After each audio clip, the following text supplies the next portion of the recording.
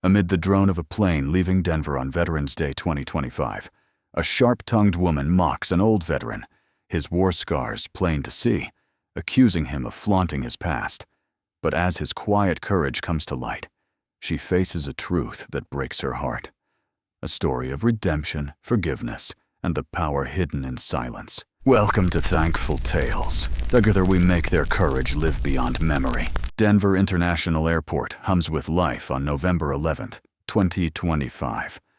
Veterans Day. The loudspeaker crackles, announcing flights, blending with the clatter of suitcase wheels on marble floors.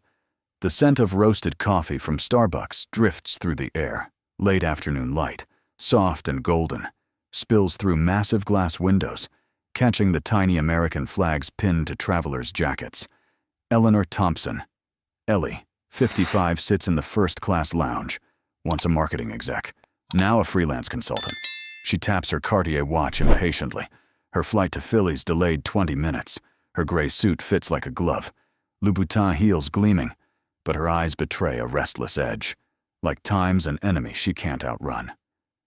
The boarding call finally comes. Ellie strides onto the plane, her small carry-on gliding smoothly behind her. She settles into 1A, window seat, and pulls out her iPad, scrolling through emails with forced focus. The jet engines hum. The cold leather seat brushes her hand as she reclines slightly. Passengers shuffle aboard, slow and steady. Ellie ignores them, until an older man appears at her row. He wears a faded army jacket, paratrooper patch barely visible. Name tag reading Larson. His worn canvas backpack looks like it's seen decades. He carefully stows it overhead, his veined hands trembling faintly. Ellie sighs, muttering under her breath. Another one waiting for applause. "Sorry, ma'am. Henry Larson?" "Hank," says, voice low and polite. "I'm in 1B. Ellie glances at him, a flicker of disdain in her eyes. She shrugs, turns back to her iPad, but can't resist a jab. "Bet you got a discount on that first-class seat for the jacket." "Huh." Hank eases into his seat, hands resting on his thighs. A faint scar runs along his left wrist, peeking out as his sleeve shifts. He meets her gaze, brown eyes calm. "No, ma'am. Paid full price." His voice is soft, but there's a quiet strength that unsettles her. Ellie scoffs. "Really thought guys like you got perks, free coffee, best seats, the world bowing to thank you." A nearby passenger, an older woman with glasses, shakes her head. But Ellie doesn't care. Hank just offers a faint smile, pulling a worn photo from his pocket. Its edges frayed. His eyes soften, like the photo's a lifeline. "What's that picture of your squad to flash some medals?" Ellie presses, voice sharp. Hank shakes his head, voice steady. "No, my granddaughter, Lily. She's 6. Ellie glares, skeptical. How convenient. A heartwarming story to win people over. Right, I've seen it before. Soldiers spinning hero tales. Hank doesn't bite. He tucks the photo away, a flicker of pain in his eyes. The flight attendant's takeoff announcement cuts through. But Ellie feels a strange unease. A memory sparks her brother Jack, a veteran with PTSD, his desperate letter begging for help. She deleted it, called it an act. He died 3 years later, the guilt, buried deep. Stirs now. She shakes it off. But Hank's eyes, silent and piercing, linger. They hold no anger, just a weight. Like an unspoken judgment she can't escape. The flight from Denver to Philadelphia drags on for 4 hours. Tension hangs heavy between Ellie Thompson and Henry Larson, thick as the storm clouds outside the window. The jet engines drone, drowning out the flight attendant's voice. A faint coffee scent wafts from the beverage cart. Ellie types on her laptop, stealing glances at Hank. He checks his phone whenever allowed, his face growing more anxious, eyes carrying a lifetime of pain. During turbulence, the plane jolts. Hank winces, clutching his left side. Ellie catches a glimpse of a large scar on his neck, stretching down his chest, hidden beneath his army jacket. "War wound, right?" she asks, half curious, half mocking. Hank nods. Voice steady. Explosion in Hugh, 1968. Lost 2 buddies. Ellie shrugs, unimpressed. That's the cost of being a soldier, isn't it? My tax dollars paid for those pointless wars. Hank meets her gaze, his eyes piercing. I didn't choose war. Ms. Thompson, I chose my brothers. His words, gentle but sharp, unsettle her. She turns away. But memories of her brother Jack flash his stories of sleepless nights after combat, dismissed by her as weakness. The plane lands in Philadelphia, streetlights flickering through the window. Ellie packs slowly, avoiding Hank. At baggage claim, she overhears his phone call, voice hoarse. Yes, I'm here. The last chemo didn't work. Please keep her comfortable. Ellie shakes her head, still thinking he's playing a role, but his trembling voice makes her pause. That night, in her upscale Philly hotel. Ellie sips red wine. The chandelier's light dances on her glass. She scrolls social media, then freezes at a local news post, Vietnam vet fights for granddaughter. There's Hank, beside a hospital bed, holding a small, bald girl with a radiant smile. IV lines tangled around her. The article details Henry Larson, Silver Star recipient for saving 10 men in Hugh. Now working 3 jobs, security, delivery, janitor to fund leukemia treatment for his granddaughter. Lily, his wife died, his son and daughter-in-law gone in a crash, leaving Lily in his care. Ellie's chest tightens. Every insult she hurled on the plane cuts like a blade. She recalls Hank's eyes not angry, but deeply sad. Her hand shakes, wine spilling, red droplets staining the carpet. She reads on Hank's old unit raised funds, but experimental treatment at Children's Hospital of Philadelphia far exceeds their means. Ellie shuts her laptop, eyes blurring. Jack's face surfaces his engraved Sweet Caroline lighter, still tucked in her suitcase. The next morning, Ellie finds Hank's unit's fundraising page. She transfers $20,000 heart-pounding, but guilt lingers, unyielding. She visits the hospital, antiseptic smells, and the beep of Lily's heart monitor filling the air.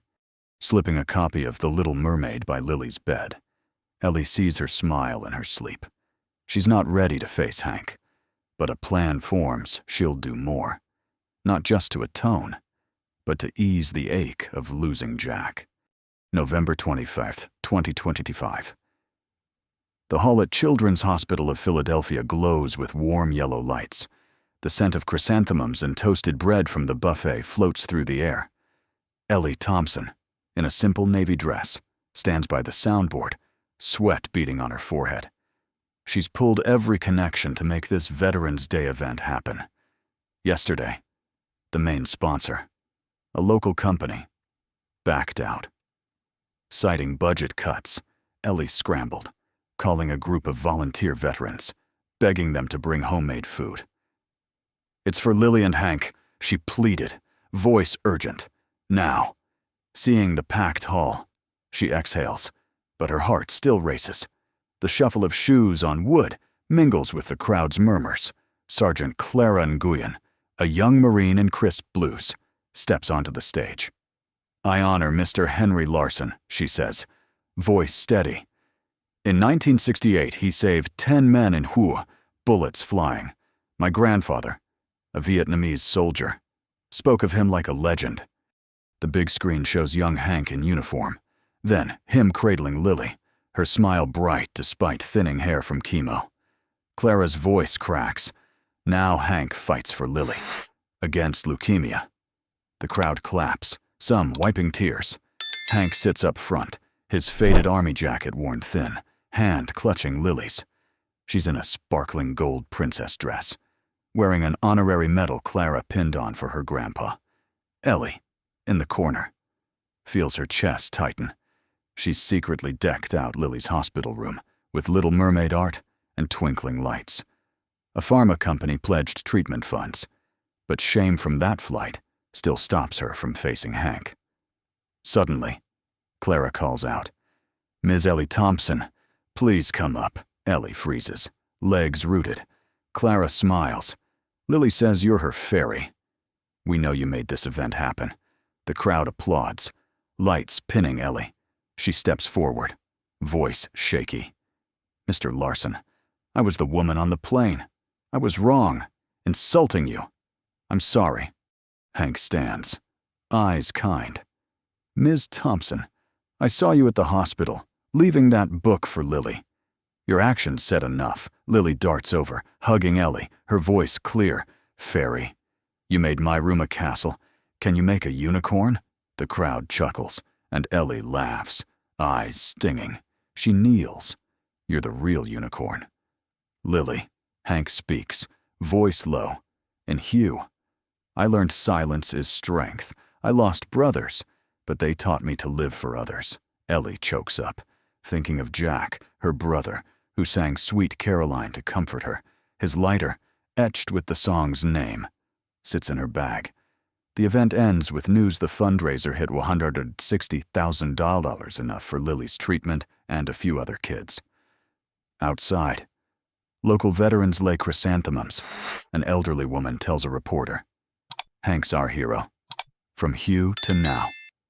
Ellie watches Hank lead Lily away, her dress glittering under the lights. She feels Jack smiling somewhere, and for the first time, she forgives herself. It's November 11th, 2026. Soft morning light spills through the glass windows of the Philly Pharma Company's lobby. Ellie Thompson, now Director of Charitable Programs, stands by a sign reading, Welcome, Chief Happiness Officer. Fresh coffee mingles with the hum of a printer. Lily Larson's bright laugh echoes.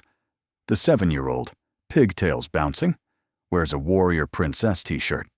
She runs to Ellie, hugging her tight. Miss Ellie, no more IVs, she boasts, but the medical band on her wrist says she's still got checkups every 3 months.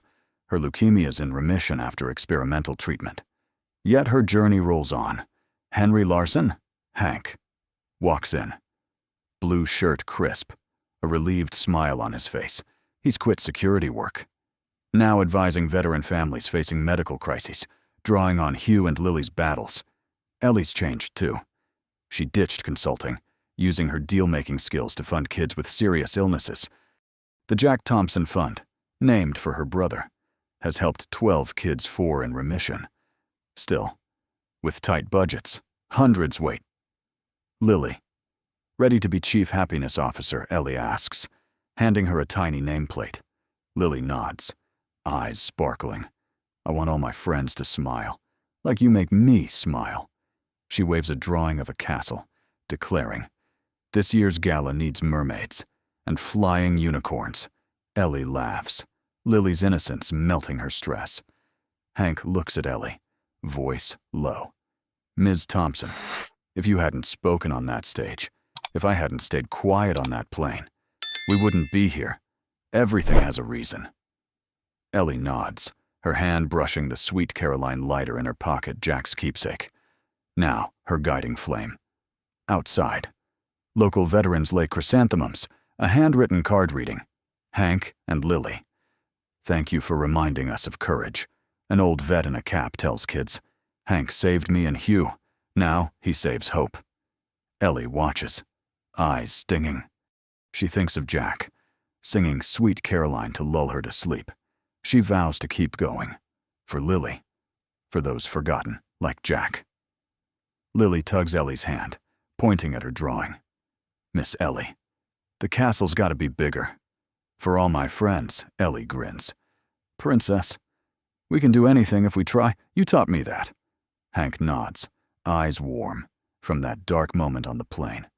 They've built light, not magic, but forgiveness, quiet courage, and human connection. Ellie heads back to her desk, dialing a new gala sponsor. Hank shares Hugh's stories with young veterans. Lily keeps drawing, her smile radiant. The hospital hall, set for the gala, is ready with chrysanthemums, Ellie thinks. Silence isn't weakness, it's strength to change the world. Jack, she believes, is smiling somewhere. Proud of her, a veteran mocked, then honored for quiet bravery. Who's the silent hero in your life? Share in the comments. Like and subscribe to spread this story of forgiveness, hope, and the power of humanity.